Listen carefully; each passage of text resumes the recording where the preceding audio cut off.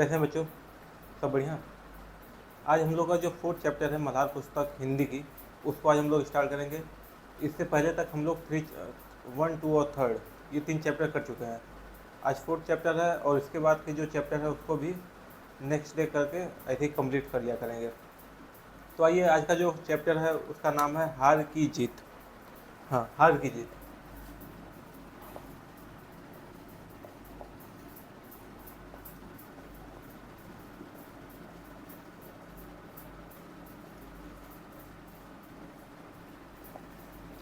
अब इस कहानी का जो शीर्षक है उस शीर्षक अपने आप में कुछ कहने का प्रयास कर रहा है। लिखा है ना, हार की जीत, यानी हारने के बाद भी वो आदमी जीत गया। हार का मतलब क्या है? शायद उसने कोई चीज़ त्याग किया हो, उस त्याग के बदले में उसने कुछ प्राप्त किया हो। तो अब ये कहानी पढ़ने के बाद ही समझ में आएगा कि ये जो हार की जीत शीर्षक रखा गया है, इसको किस कंटेक्स्ट में लिया गया है, इसका अर्थ क्या है। तो आइए पूरे कहानी को पढ़ते हैं, उसके बाद समझते हैं और उससे संबंधित जितने भी प्रश्न हैं उसको भी हम लोग साथ ही में ख़त्म कर लेंगे।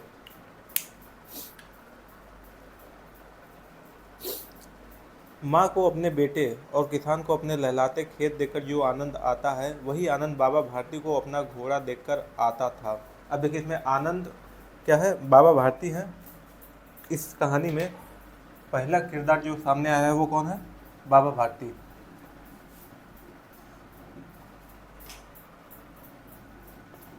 पहला किरदार कौन है? बाबा भारती।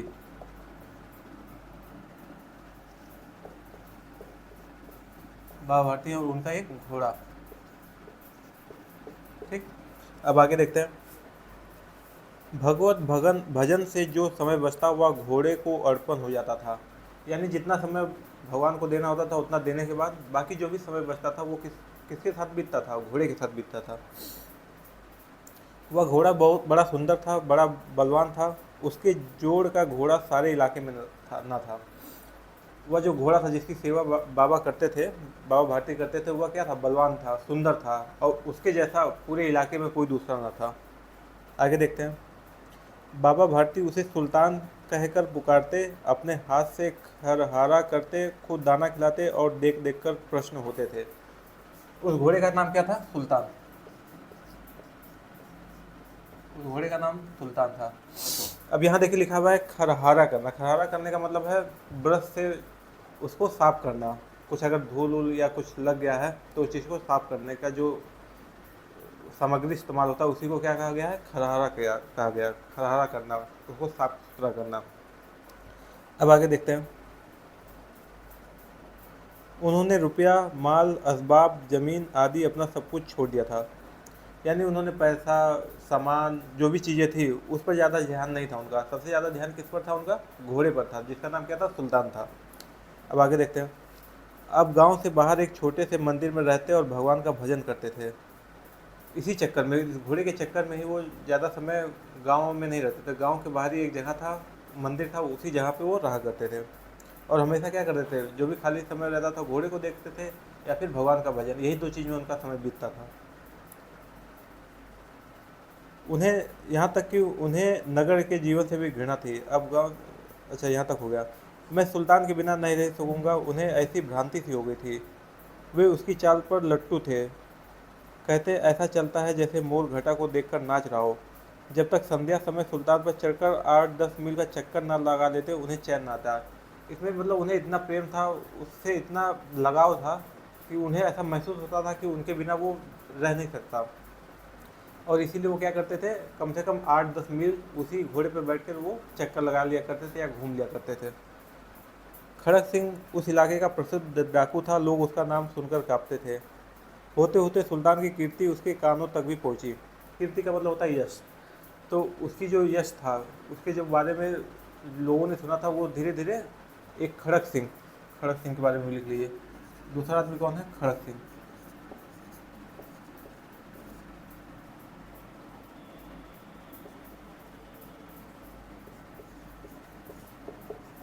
खड़क सिंह कौन है? डाकू है। अब ये बातें उस घोड़े की बात जो बाबा भारती जी के पास था, उस घोड़े की जो इतना बलशाली था, इतना सुंदर था, उसका जो यश था वो कहाँ तक पहुँचा? खड़क सिंह जो डाकू था उसके कानों तक भी पहुँचा। अब देखते हैं आगे क्या होता है। उसका हृदय उसे देखने के लिए अधीर हो उठा। अधीर का मतलब होता है बेचैन हो उठा। जब किसी चीज़ के बारे में हम भी सुनते हैं तो हमारी भी इच्छा होती है कि उसको एक बार देखें, साक्षात देखें। तो वही चीज़ जब इतनी सारी चीज़ें उस घोड़े के बारे में सुनता है खड़क सिंह, तो वो भी सोचता है कि एक बार क्यों ना उसके दर्शन कर लिए जाए। एक दिन वह दोपहर के समय बाबा भारती के पास पहुंचा और नमस्कार करके बैठ गया। बाबा भारती ने पूछा, खड़क सिंह क्या हाल है? मतलब बाबा भारती खड़क सिंह से पूछते हैं क्या हाल है। खड़क सिंह ने सिर झुकाकर उत्तर दिया, आपकी दया है। जैसे कोई आता है तो पूछते हैं क्या हाल है, तो कहता है सब आपकी कृपा है। वैसे इन्होंने भी जवाब दिया, कहो इधर कैसे आ गए? मतलब ये पूछ रहे हैं बाबा भारती। तो क्या कहता है, सुल्तान की चाल खींच लाई। सुल्तान घोड़े की बात हो रही है। विचित्र जानवर है, देखोगे तो प्रश्न हो जाओगे। ऐसा कौन कहा? बाबा भारती ने कहा। मैंने भी बड़ी प्रशंसा सुनी है। उत्तर दिया किसने? खड़क सिंह ने। उसकी चाल तुम्हारा मन मोह लेगी, कहते हैं देखने में भी बहुत सुंदर है। क्या कहना, जो उसे एक बार देख लेता है उसका हृदय पर उसकी छवि अंकित हो जाती है। यानी घोड़े को जो एक बार देख लेता है तो उसकी जो सुंदरता है वो क्या है, वो मन में बस जाता है। बहुत दिनों से अभिलाषा थी, आज उपस्थित हो सका हूँ। ये कौन कह रहा है? खड़क सिंह कह रहा है कि बहुत दिन से इच्छा थी मेरी और अब जाके मुझे मौका मिला है।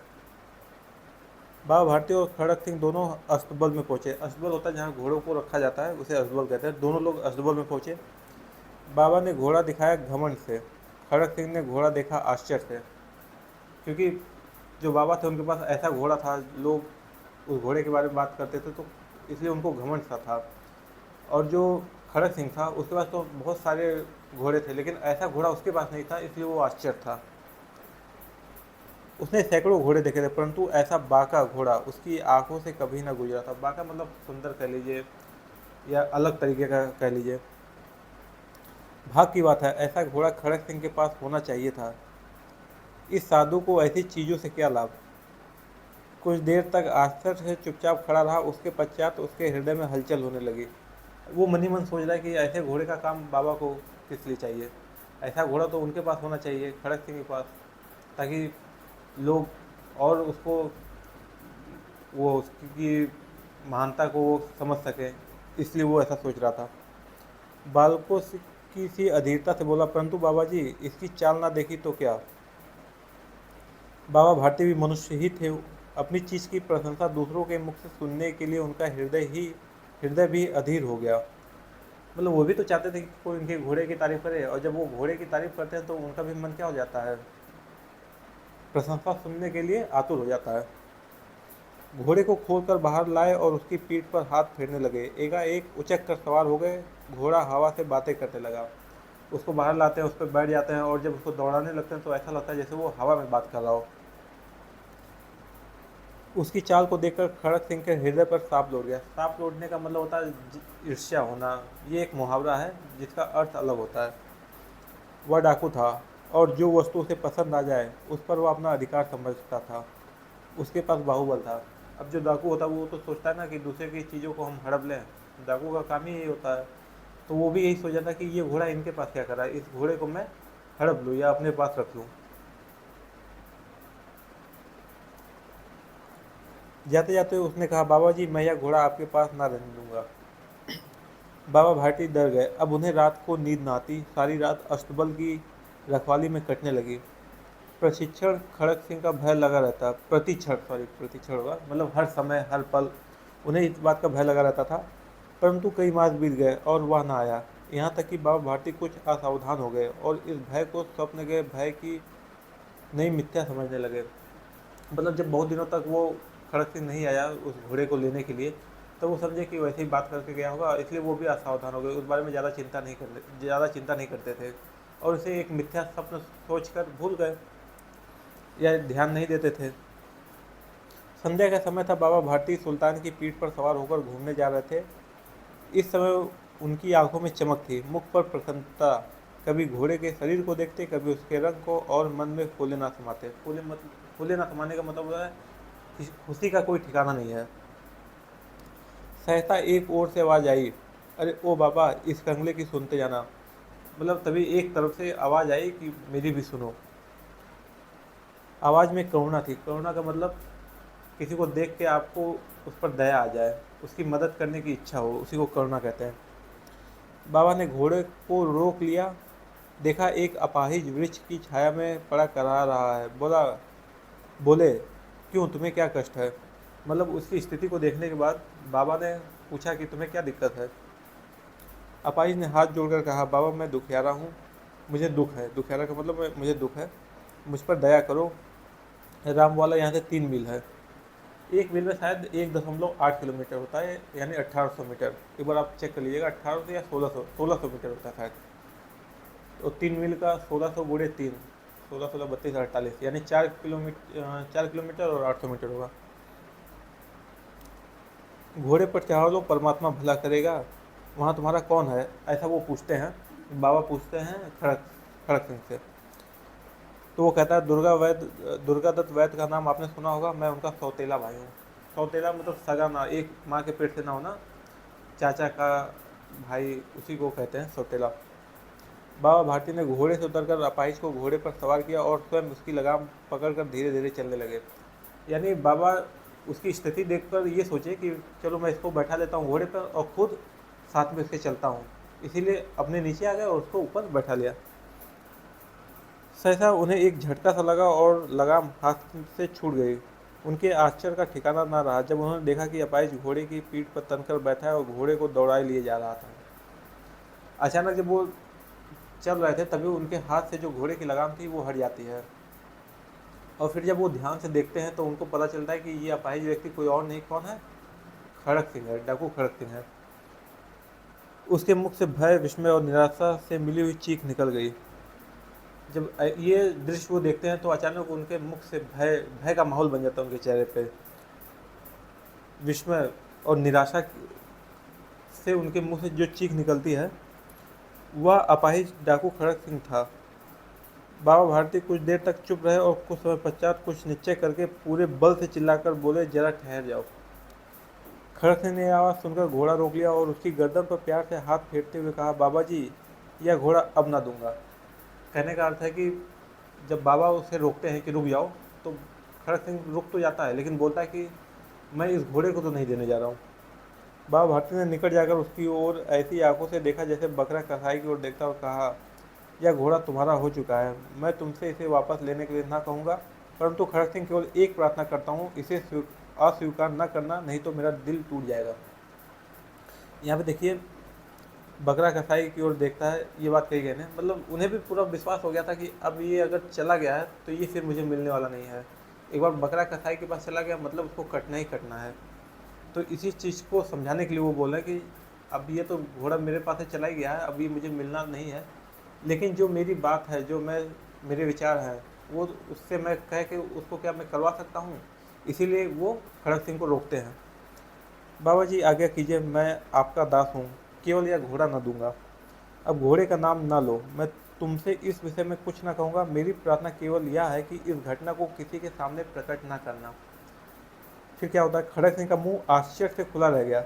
उसे लगा था कि उसे घोड़े को लेकर यहाँ से भागना पड़ेगा, परंतु बाबा भारती ने स्वयं उसे कहा, इस घटना को किसी के सामने प्रकट ना करना, इसमें क्या प्रयोजन सिद्ध हो सकता है, इसका क्या कारण हो सकता है। खड़क सिंह ने बहुत सोचा, बहुत सिर मारा, परंतु कुछ समझ ना सका। हार कर उसने अपनी आंखें बाबा भारती के मुख पर गड़ा दी और पूछा, बाबा जी इसमें आपका क्या डर है? मुख गड़ा देना का मतलब एकटक देखने लगना, लगातार देखते रहना, और पूछते हैं कि बाबा जी आपको क्या डर है, कि अगर आप ये कह रहे हो कि इस बात का कहीं और आप उल्लेख मत करना, तो इसका कारण क्या है, क्यों आप ऐसा कह रहे हो? सुनकर बाबा भारती ने उत्तर दिया, लोगों को यदि इस घटना का पता चला तो वे किसी गरीब पर विश्वास न करेंगे, दुनिया से विश्वास उड़ जाएगा। यह कहते कहते उन्होंने सुल्तान की ओर से इस तरह मुंह मोड़ लिया जैसे उनका उससे कभी कोई संबंध ही न रहा हो। देखिए, इसमें कहने का अर्थ ये है, इसमें नैतिकता की बात की जा रही है कि उन्होंने घोड़े को क्यों रोका था, उस असहाय की मदद करने के लिए, लेकिन उसने क्या धोखा दिया ना। उसने अपाहिज बनने का नाटक किया, फिर बाबा जी से उसने सहायता ली और फिर घोड़े को लेकर भागने लगा। तो अगर ऐसा ही कोई करेगा तो क्या दूसरा व्यक्ति किसी की मदद करना चाहेगा? जैसे ऐसे बहुत सारी घटनाएं हम अपने आसपास देखते होंगे, कोई लड़का अगर झूठ बोलता है तो क्या हम उसकी बात पे तुरंत विश्वास कर पाते हैं? नहीं ना। तो वही चीज़ बताने का प्रयास किया जा रहा है कि अगर ये घटना बाहर पता चली कि कोई व्यक्ति अपाहिज बनकर मदद मांगकर और फिर घोड़े को चुरा ले गया, तो फिर दोबारा कोई आदमी किसी की मदद करने से हिचकिचाएगा, उसके मन में संदेह होगा। तो यही बात वो कहने का प्रयास कर रहे थे। बाबा भारती चले गए, परंतु उनके शब्द खड़क सिंह के कानों में उसी प्रकार गूंज रहे थे। सोचता था कैसे उच्च विचार है, कैसा पवित्र भाव है। उन्हें उस घोड़े से प्रेम था। इसे देखकर उनका मुख फूल की नाई खिल जाता था। कहते थे इसके बिना मैं ना रह सकूँगा। इसकी रखवाली में वे कई रात सोए नहीं थे। भक्ति भजन ना कर रखवाली करते रहे, परंतु आज अपने मुख पर दुख की रेखा तक दिखाई न पड़ती थी। उन्हें केवल यह ख्याल था कि कहीं लोग गरीबों पर विश्वास करना न छोड़ दें। कहीं ना कहीं अब खड़क सिंह को भी उनके बातों को सुनकर प्रायश्चित का भाव जग रहा था कि जो व्यक्ति घोड़े के लिए इतना इतना चाहता था, इतना प्रेम करता था, लेकिन आज उसे घोड़े की चिंता नहीं है। चिंता इस बात की है कि ये बात अगर बाहर चली तो लोग गरीबों पर विश्वास करना छोड़ देंगे। कहीं ना कहीं ये नैतिक पक्ष को ज़्यादा बढ़ावा दिखाने का प्रयास कर रहा है। अब आगे देखते हैं। रात के अंधेरे में खड़क सिंह बाबा भारती के मंदिर में पहुंचा। चारों ओर सन्नाटा था। आकाश में तारे टिमटिमा रहे थे। थोड़ी दूर तक गांव के कुत्ते भौंक रहे थे। मंदिर के अंदर कोई शब्द सुनाई ना देता था। खड़क सिंह सुल्तान की बाग पकड़े हुए था। वह धीरे धीरे अस्तबल के फाटक पर पहुंचा। एक दिन रात के अंधेरे में खड़क सिंह जो था वो बाबा भारती के अस्तबल में पहुंचता है। कुत्ते भौंक रहे थे और जहाँ बाबा रहते तो वहाँ पूरी तरीके से सन्नाटा था। वो जाता है वहाँ पर और वहाँ का जो फाटक था, अस्तबल का फाटक था, वो खुला हुआ था। किसी डाके का भय न था। खड़क सिंह ने आगे बढ़कर सुल्तान को उस स्थान पर बांध दिया और बाहर निकलकर सावधानी से फाटक बंद कर दिया। उसी समय उसकी आंखों से पश्चाताप के आंसू थे। वो क्या करता है, धीरे से जाता है अस्तबल के अंदर, वहाँ पे घोड़े को बांधता है और फिर बाहर निकल आ जाता है और जो अस्तबल का फाटक था उसे भी बंद कर देता है। और जब बाहर निकलता तो उसके जो आंसू बह रहे थे वो पश्चाताप के आंसू बह रहे थे। रात्रि का तीसरा पहर बीत चुका था। चौथा पहर प्रारंभ होते ही बाबा भारती ने अपनी कुटिया से बाहर निकल ठंडे जल से स्नान किया। देखिए, इसमें पहर की जो बात की गई है, रात्रि कई पहर होते हैं। जैसे इसमें चंद्रमा के स्थान को देखकर कि चंद्रमा यहाँ था, यहाँ पहुँच गया तो एक पहर हो गया, इस जगह पे पहुँचा तो दूसरा पहर। ऐसे ही अंदाज़ा लगाया जाता था कि कितना रात का कितना समय अंदाज़ा कितना हो रहा होगा, क्योंकि उस समय तो घड़ी था नहीं। तो इसी तरीके से लोग समय का पता लगाते थे। चौथा पहर प्रारंभ होते ही बाबा भारती ने अपनी कुटिया से बाहर निकल ठंडे जल से स्नान किया। जैसे कि उनकी रोज़ की आदत थी कि वो ठंडे जल से स्नान करते थे, उस दिन भी उन्होंने वैसा ही किया। उसके पश्चात इस प्रकार जैसे कोई स्वप्न में चल रहा हो, उनके पाँव अस्तबल की ओर बढ़े, परंतु फाटक पर पहुंचकर उनको अपनी भूल प्रतीत हुई।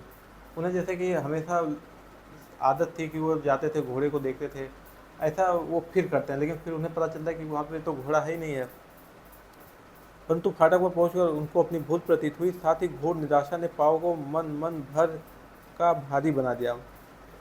एक मन में 40 किलो होता है शायद, तो उसी की बात हो रही है कि जब वो फिर ये सोचते हैं तो उनके अंदर घोर निराशा आ जाती है और उनका जो मन है वो मन भारी हो जाता है। मतलब यहाँ मन 2 बार इस्तेमाल किया गया है। यहाँ पे एक मन का जो हमारे मन से है, जो हम सोचते विचारते हैं, और यहाँ एक मन है वजन से संबंधित है। 40 किलो होता है एक मन में। तो मन जितना भारी हो गया था, मन जितना भारी हो गया था। अब आगे देखते हैं। घोड़े ने अपने स्वामी के पाँव की चाप को पहचान लिया। मतलब चलने की जो आहट थी उसको उन्होंने जब पहचान लिया और जोर से हिननाया। अब बाबा भारती आश्चर्य और प्रसन्नता से दौड़ते हुए अंदर घुसे। अपने घोड़े को गले से लिपटकर इस प्रकार रोने लगे मानो कोई पिता बहुत दिनों से बिछड़े पुत्र से मिल रहा हो। जब उन्हें देखते हैं, बहुत दिनों के बाद जब उन्हें देखते हैं तो वो बहुत प्रसन्न होते हैं और दुख के मारे उससे लिपट कर रोने लगते हैं। मतलब खुशी के मारे इतना वो खुश होते हैं उस कारण।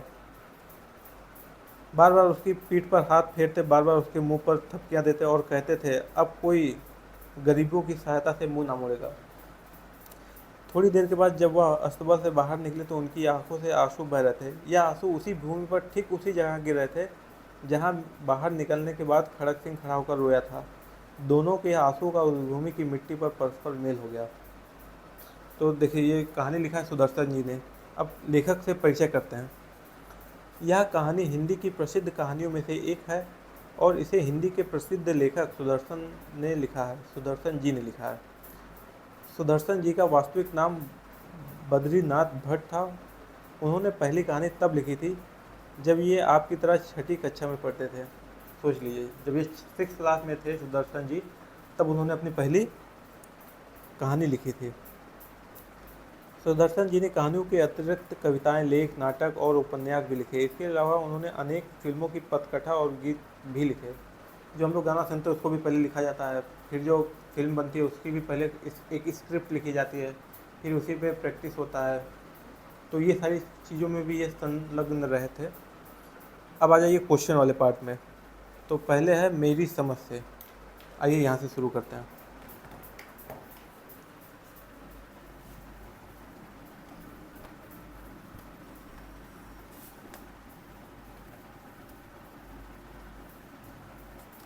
पहला क्या है, मेरी समझ से।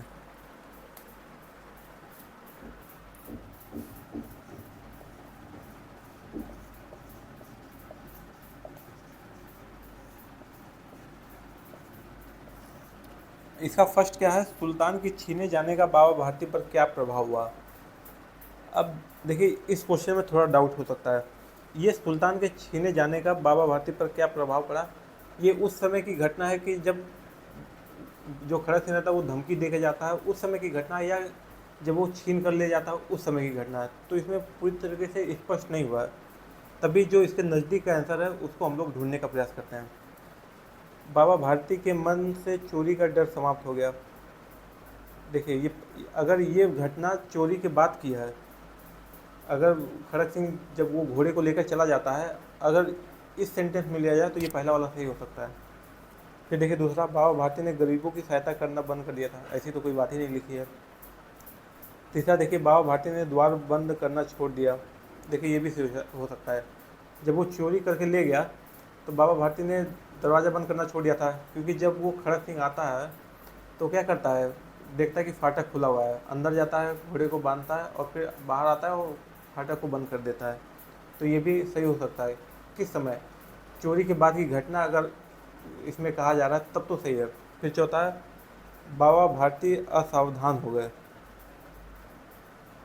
ये मुझको नहीं लगता ये सही होगा।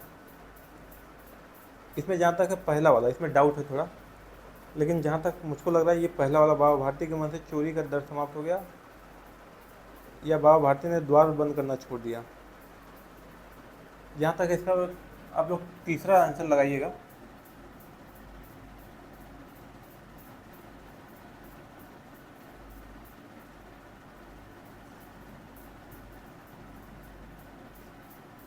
इसका एक आंसर, बाबा भारती असावधान हो गए, ये भी हो सकता है। अगर इस चीज़ में सोचा जाए चोरी के बाद की घटना, तो ये भी सही हो सकता है। असावधान हो गए थे, समय पर चीज़ों को नहीं करते थे, उतनी सावधानी नहीं दिखाते थे। तो ये चौथा चौथा ही लिख लीजिए आप, बाबा भारती असावधान हो गए थे।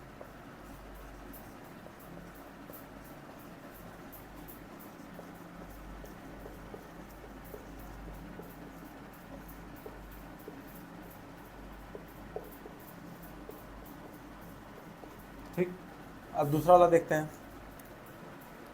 बाबा भारती भी मनुष्य ही थे, इस कथन के समर्थन में लेखक ने कौन सा तर्क दिया है। बाबा भारती ने डाकू को घमंड से घोड़ा दिखाया, ये भी हो सकता है। दूसरा, बाबा भारती घोड़े की प्रशंसा दूसरों से सुनने के लिए व्याकुल थे, ये भी हो सकता है। बाबा भारती को घोड़े से अत्यधिक लगाव और मोह था, ये भी बात सही है। बाबा भारती हर पल घोड़े की रखवाली करते रहते थे, ये नहीं, ये सही नहीं होगा। तो देखिए, इन तीनों में जो सबसे नज़दीक का आंसर होगा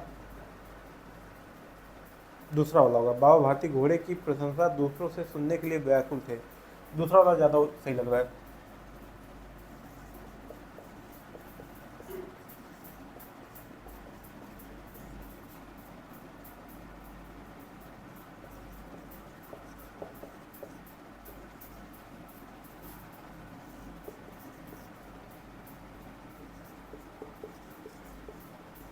इसके आगे का आप लोग लिख लीजिएगा बुक से। अब आइए देखते हैं खा। अब अपने मित्रों के साथ चर्चा कीजिए कि आपने ये तरही क्यों चुना। तो देखिए पहला वाला जो आंसर है, बाबा भारती असावधान हो गए थे। इसमें आप ये दे सकते हैं कि वो समय पे जो ज़्यादा ध्यान नहीं देते थे। असावधान होने का मतलब ये है कि भक्ति पे भी उन्होंने कम ध्यान देना शुरू कर दिया, चीज़ों से ज़्यादा लगाव रखना बंद कर दिया था, जो चीज़ें अपने समय पे करते थे उन समय पे करना छोड़ दिया था। और जो दूसरा वाला आंसर हम लोग चुनेंगे, उसमें बाबा भारती भी मनुष्य ही थे, तो उसमें जो खड़क सिंह के साथ जो उनका संवाद हुआ था, उस घटना का आप लोग उल्लेख कर सकते हैं। वो उल्लेख कर देंगे तो फिर आपका आंसर सही हो जाएगा। अब देखिए शीर्षक वाले पे चले आते हैं।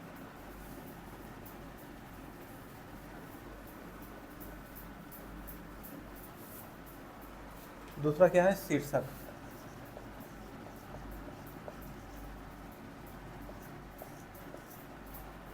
अब इसमें देखिए क्या लिखा है। आपने अभी जो कहानी पढ़ी है उसका नाम सुदर्शन जी ने हार की जीत रखा है। अपने समूह में चर्चा करके लिखे उन्होंने इस कहानी को यह नाम क्यों दिया, अपने उत्तर का कारण भी लिखिए। हार की जीत लिखने का कारण क्या है, घोड़ा तो उन्होंने खो दिया था।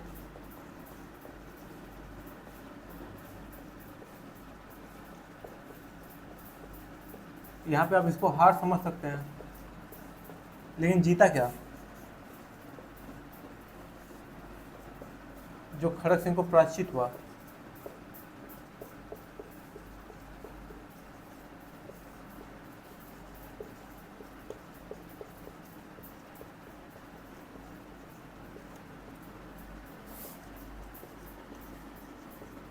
और पराजित होने के बाद क्या किया, घोड़े को लौटा दिया। तो ये क्या हुआ, जीत हुई।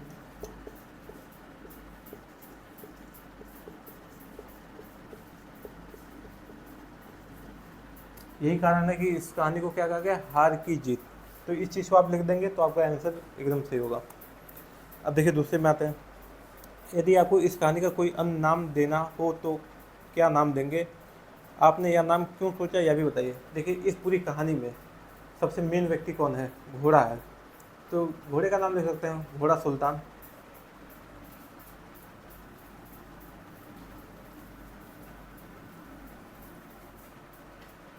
इसमें आप इस शीर्षक का नाम अगर अपनी तरफ से देना हो तब आप दीजिएगा घोड़ा सुल्तान। और भी कुछ दे सकते हैं जो आपको इच्छा लगे, जो आपको लगे कि ये सही है, लेकिन उसके पीछे आपको तर्क देना पड़ेगा। तो यहाँ पे घोड़ा सुल्तान के पीछे हम लोग क्या तर्क दे सकते हैं, ये दे सकते हैं कि घोड़े की प्रशंसा थी, घोड़े का नाम था पूरे इलाके में। ठीक। फिर खड़क सिंह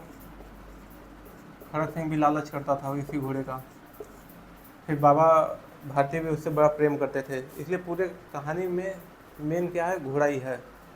तो इसके बारे में और इस कहानी के अंत में जो अ, समझाने का प्रयास किया गया है उसके बारे में भी लिख सकते हैं खड़क सिंह का प्रायश्चित। उसमें पूरी कहानी को समझा सकते हैं कि उसने घोड़े को चोरी किया, लेकिन बाबा भारती ने जब उससे ये घटना का उल्लेख किया कि इसे किसी को मत बताना, उससे उसको प्रायश्चित का भाव हुआ और उसने फिर घोड़े को लौटा दिया। तो ये भी लिख सकते हैं, लेकिन उसके पीछे आपको तर्क देना पड़ेगा। फिर देखिए बाबा भारती ने डाकू खड़क सिंह से कौन सा वचन लिया। कौन सा वचन लिया था कि इस घटना को किसी दूसरे के सामने मत कहना, इस बात का उल्लेख मत करना।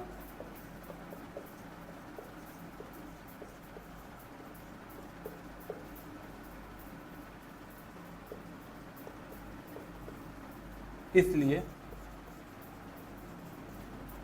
जिससे लोग गरीबों पर विश्वास करना बंद कर देंगे।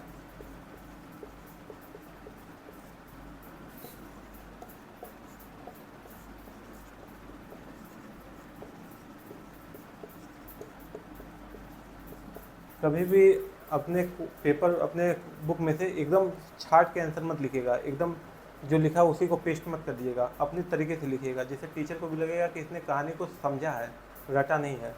इसलिए पढ़ के अपने तरीके से बना के लिखने का प्रयास कीजिएगा, एकदम छापने का प्रयास मत कीजिएगा। अब आइए बात करते हैं पंक्तियों पर चर्चा।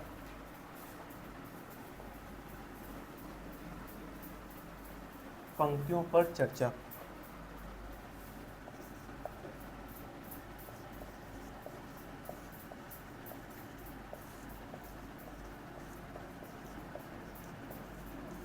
पंक्तियों पर चर्चा। ठीक है, अब इसमें क्या लिखा है, कहानी में से चुनकर कुछ वाक्य नीचे दिए गए हैं, इन्हें ध्यान से पढ़िए और इन पर विचार कीजिए। आपको इनका अर्थ क्या समझ में आया, अपने विचार लिखिए। पहला क्या है, भगवत भजन में जो समय बचता वह घोड़े को अर्पण हो जाता। इसमें पहले वाले में क्या लिख सकते हैं, इसमें ये लिख सकते हैं कि जब वो अधिकतर समय किस पे व्यतीत करते थे, घोड़े पर दिया करते थे। कुछ समय भगवान की प्रार्थना में लगाया करते थे, और जब उसके बाद जो समय बचता था वो पूरा घोड़े पे दे दिया करते थे। इससे यही समझ में आता है। फिर दूसरा वाला क्या है, बाबा ने घोड़ा दिखाया घमंड से, खड़क सिंह ने देखा आश्चर्य से। घमंड से दिखाने का अर्थ यहाँ पे क्या है, क्योंकि वह बहुत सुंदर था, बलवान था, उसके जैसा कोई दूसरा ना था, इसलिए उनको घमंड होता था, इसलिए उन्होंने घमंड से दिखाया।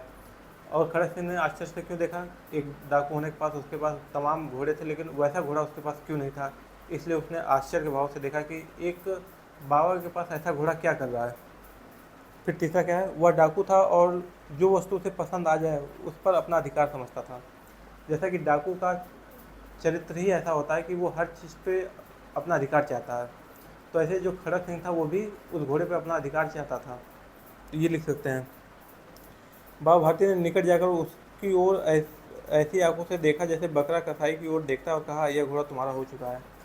कहने का अर्थ ये है कि जैसे कोई कसाई होता है, जब वो बकरे को ले लेता है तो ये मान लिया जाता है कि उस बकरे का कटना तय है, और फिर जो व्यक्ति उस बकरे को बेचता है उससे वो अपना नाता तोड़ लेता है और वो उसे पूरी तरीके से सौंप देता है। तो यहाँ पे भी क्या है, बाबा भारती ने, जब बाबा भारती से उस खड़क सिंह ने घोड़े को ले लिया तो उन्होंने भी क्या कहा कि अब ये तुम्हारा ही हो गया, अब इससे मेरा कोई वास्ता नहीं है। फिर देखिए लास्ट वाला देखिए, उनके पाँव अस्तबल की ओर मुड़े, परंतु फाटक पर पहुंचकर उनको अपनी भूल प्रतीत हुई। जैसा कि वो प्रतिदिन जब उनके पास घोड़ा था तो वो हमेशा अस्तबल में जाया करते थे, और जब घोड़ा चला गया तब भी वो जब अस्तबल की ओर गए तब उनको महसूस हुआ कि वो तो घोड़ा खड़क सिंह ले जा चुका है। तो यहाँ पे ये चीज़ लिखना है। फिर ये देखते हैं सोच विचार के लिए, इसमें देखिए क्या क्या करना है सोच विचार के लिए। इसमें पहले इसको पढ़ लेते हैं। एक कहानी को एक बार फिर से पढ़िए और निम्नलिखित पंक्ति के विषय में पता लगाकर अपनी लेखन पुस्तिका में लिखिए। दोनों के आंसुओं का उस भूमि की मिट्टी पर परस्पर मेल हो गया। किस किस के आंसुओं का मेल हो गया था, सोच विचार के लिए इसमें करना है।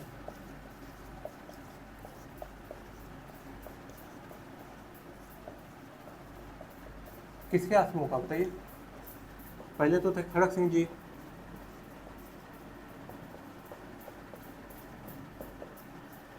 और दूसरे कौन थे, बाबा भारती जी। और दूसरा क्या क्वेश्चन पूछा, दोनों के आंसुओं में क्या अंतर था, खड़क सिंह के आंसुओं में क्या अंतर था और बाबा भारती के, इनके प्रायश्चित था, ठीक, और इनके आंसू क्या थे, खुशी के आंसू थे। ये लिख लीजिएगा, हो गया। अब आइए दिनचर्या पे। कहानी पढ़कर आप बाबा भारती के जीवन के विषय में बहुत कुछ जान चुके हैं। अब आप कहानी के आधार पर बाबा भारती की दिनचर्या लिखिए। वे सुबह उठने से लेकर रात को सोने तक क्या क्या करते रहेंगे। इस काम में आप थोड़ा बहुत अपनी कल्पना का सहारा भी ले सकते हैं। वो देखिए इसमें क्या लिखना है ना, पहले हमको समझना पड़ेगा। इस कहानी को पढ़ के हम बाबा भारती के कैरेक्टर के बारे में क्या जान सकते हैं, उस आधार पर हम कल्पना कर पाएंगे, तभी कर पाएंगे जब इस कहानी को हम समझे रहे होंगे। तो दिनचर्या वाले में क्या लिख सकते हैं बाबा भारती के बारे में, देखिए इसमें कहा गया है, कल्पना भी कर सकते हैं। तो बाबा भारती एक धार्मिक व्यक्ति थे, ठीक, पहली चीज़ ये समझ आती है। घोड़े से प्रेम था,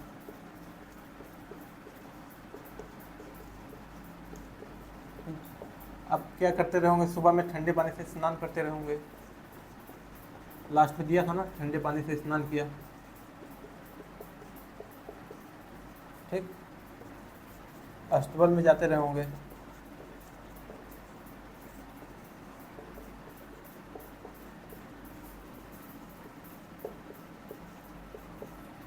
तीसरा लिख सकते हैं पूजा पाठ। चौथा लिख सकते हैं घोड़े की देखभाल।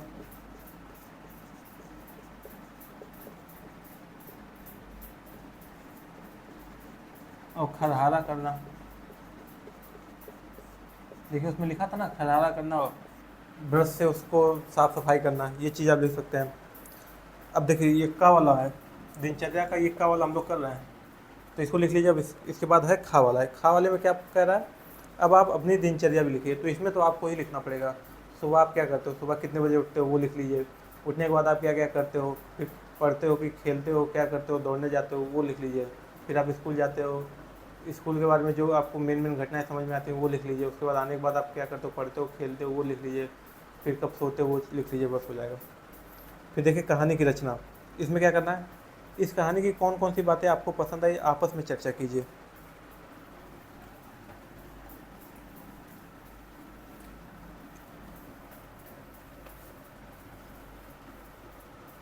कहानी की रचना, ये कौन सा है, कहानी की रचना में हम लोग लिखने जा रहे हैं। इस कहानी में कौन कौन सी, जो सबसे पहली बात जो पसंद आई थी वो क्या थी, घोड़े के बारे में। ठीक, फिर दूसरा लिख दीजिएगा खड़क सिंह के बारे में आपको क्या पसंद आया, उसको जो प्रायश्चित हुआ था उसको उसके बारे में उल्लेख कर लीजिएगा। ठीक, तीसरा क्या है, बाबा भारती का जो नैतिक विचार थे उसको लिख लीजिएगा। नैतिक विचार में क्या लिखेंगे, नैतिक विचार में यही लिख लीजिएगा कि उन्हें इस बात का गम नहीं था कि उनका प्रिय घोड़ा जा रहा है, उन्हें इस बात की चिंता थी कि लोग गरीबों पर विश्वास करना बंद कर देंगे। तो ये चीज़ लिखेंगे तो टीचर को भी लगेगा कि ये व्यक्ति इस कहानी के जो मर्म है उस चीज़ को समझ पाया है, वो ये समझ पाया है कि ये कहानी आखिर में कहना क्या चाह रही है। इस चीज़ को ज़रूर लिखिएगा, ये वाली चीज़, नैतिक विचार को। अब इसके बाद खा वाला देखते हैं। कोई भी कहानी पाठक को तभी पसंद आती है जब उसे अच्छी तरह लिखा गया हो। लेखक कहानी को अच्छी तरह लिखने के लिए अनेक बातों का ध्यान रखता है, जैसे शब्द, वाक्य, संवाद आदि। इस कहानी में आए संवादों के विषय में अपने विचार लिखिए। तो सबसे जो महत्वपूर्ण संवाद था वो था जब खड़क सिंह घोड़े को ले जाता है और बाबा उसको समझाते हैं कि ये इन बातों का उल्लेख मत करना। तो इसमें जो है नैतिक मूल्यों की बात की जा रही है।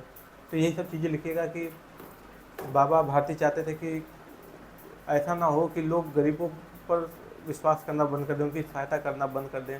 ऐसा इसलिए क्योंकि उन्होंने जो खड़क सिंह को एक अपाहिज समझकर उनकी मदद करना चाहा, बदले में उसने क्या किया, वो घोड़े को लेकर जाने लगा।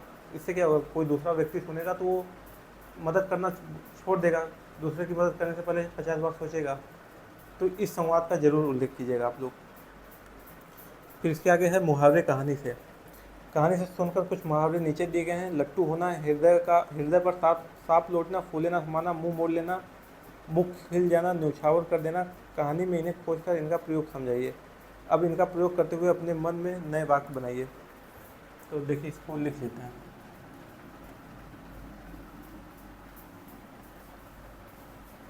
मुहावरे कहानी से,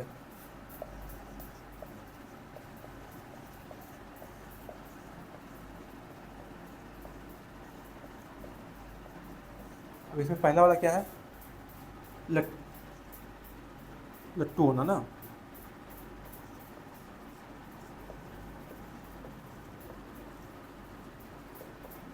किसी चीज़ पे मोहित होना।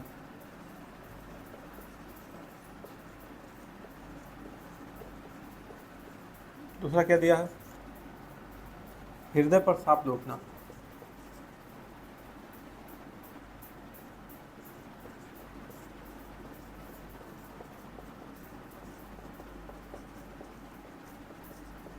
ईर्ष्या होना, जलन होना, ये भी लिख सकते हैं। ठीक है। तीसरा क्या दिया है, फूले ना समाना, खुश होना, अत्यधिक खुश होना, अत्यधिक खुश होना।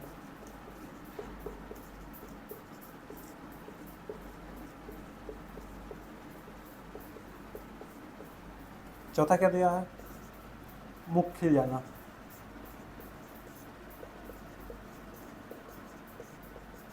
प्रसन्न होना।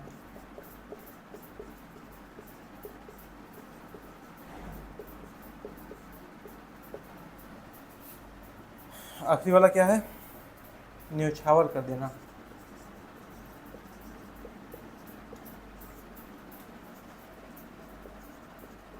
बलिदान देना।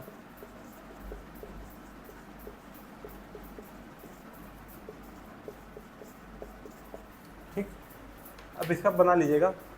अब जैसे पहले वाले का क्या बना सकते हैं? लट्टू होना।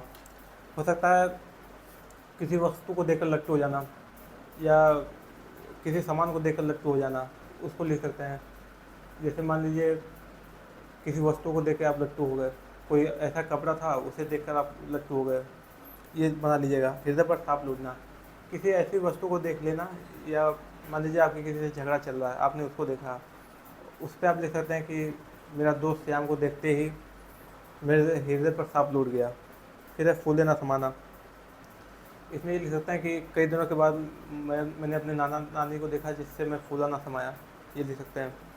फिर हम एक तो छूट गया, मुंह मोड़ लेना, मतलब किसी चीज़ से हट जाना, अलगाव हो जाना। मैंने अपने शत्रु को देखकर मैंने अपना मुंह मोड़ लिया, ये लिख लीजिएगा। मुख खिल जाना, किसी चीज़ को देखना, मुझे अपने दोस्त को देखने के बाद मेरा मुख खिल गया, ये लिख सकते हैं। न्यौछावर कर देना, मतलब अपने देश के लिए मैंने सब कुछ न्यौछावर कर दिया, ये लिख लीजिएगा। तो ऐसे करने के बाद आपका हो जाएगा। फिर है कैसे कैसे पात्र। इसमें क्या करना है, इस कहानी में 3 मुख्य पात्र हैं, बाबा भारती, डाकू खड़क सिंह और सुल्तान कोड़ा। मैंने शुरू में ही आपको बता दिया था। इनके गुणों को बताने वाले शब्दों से दिए गए सब चित्रों को पूरा कीजिए। बाबा भारती के बारे में क्या लिख सकते हैं? दयालु लिख सकते हैं, नैतिक मूल्यों से लिख सकते हैं, मानवतावादी लिख सकते हैं, करुणावादी लिख सकते हैं, परोपकार लिख सकते हैं, दयालु लिख सकते हैं, ये सारी चीज़ें लिख लीजिएगा। डाकू हृदय सिंह के बारे में क्या लिख सकते हैं? बाहुबली था, डाकू था, और लिख सकते हैं अहिंसक था। फिर जो प्रायश्चित हुआ उसको लिख सकते हैं, करुणा हुआ उसको लिख सकते हैं। घोड़े के बारे में क्या लिख सकते हैं? सुंदर था, बलवान था, और मजबूत था, ये सारी चीज़ें लिख लीजिएगा।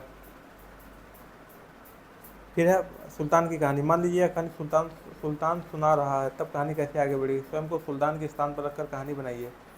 आप कहानी को इस प्रकार बढ़ा सकते हैं, मेरा नाम सुल्तान है, मैं एक घोड़ा हूँ, मेरे मालिक का नाम बाबा भारती है जो मुझे प्रतिदिन नहलाते हैं, मेरी बड़ी सेवा करते हैं, लेकिन और मेरी जो प्रशंसा है वो सब जगह है।